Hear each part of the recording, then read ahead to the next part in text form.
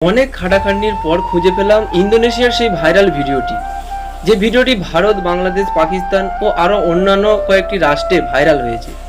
ইন্দোনেশিয়ার ভাষা বুঝতে না পারায় নানানজন নানা রকম মন্তব্য করেছে। তবে আজকের এই ভিডিওটি দেখলে আপনি ভিডিওটির সম্পূর্ণ সত্যটি জানতে পারবেন আসলে সেখানে কি ঘটেছিল, জানতে পারবেন এই ঘটনাটার সম্পূর্ণ সত্য ঘটনা জানতে অবশ্যই ভিডিওটি না টেনে পুরো দেখতে হবে।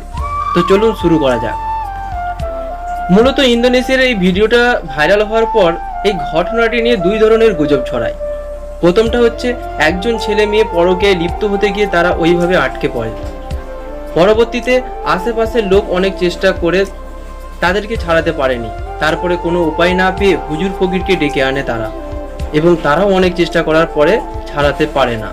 ফলে এক পর্যায়ে তারা মৃত্যুবরণ করে। দ্বিতীয় আরেকটি গুজব ছড়িয়েছে তাদের দুজনকে নাকি ব্ল্যাক ম্যাজিক করা হয়েছে। ব্ল্যাক ম্যাজিকের ফলে তারা এইভাবে আটকে গিয়েছে। পরবর্তীতে কোনোভাবেই এই ব্ল্যাক ম্যাজিক থেকে রক্ষা করা যায়নি। এক পর্যায়ে তাদেরকে হাসপাতালে নিয়ে যাওয়া হয়, আর হাসপাতালে নিয়ে যাওয়ার পর সেখানে তারা মৃত্যুবরণ করে। যাই হোক, এটাই ছিল ইন্দোনেশিয়ার সেই কানকথা, এক একজনের মুখে এক এক মন্তব্য।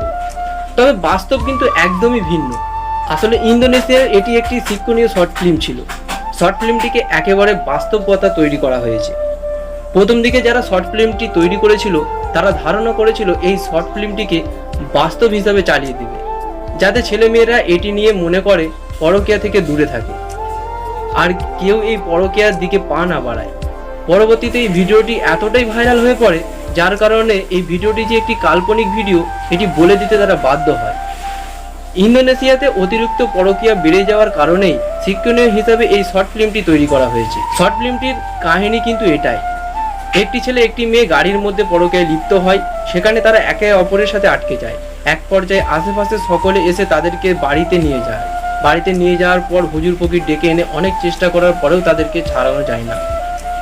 তারপরে সেখান থেকে হাসপাতালে নিয়ে যাওয়া হয়। তারপর সেখানে তারা দুজনেই মৃত্যুবরণ করে। মূলত এইভাবেই বানানো হয়েছে এই ভিডিওটা যে একটি কাল্পনিক ভিডিও বুঝতে না পেরে এটি ঝড়ের গতিতে ভিডিওটি ভাইরাল হয়ে পড়ে। ইন্দোনেশিয়ার ভাষা সবাই বুঝতে না পারার কারণে আসল সত্যটা বুঝতে একটু দেরি হয়ে যায়।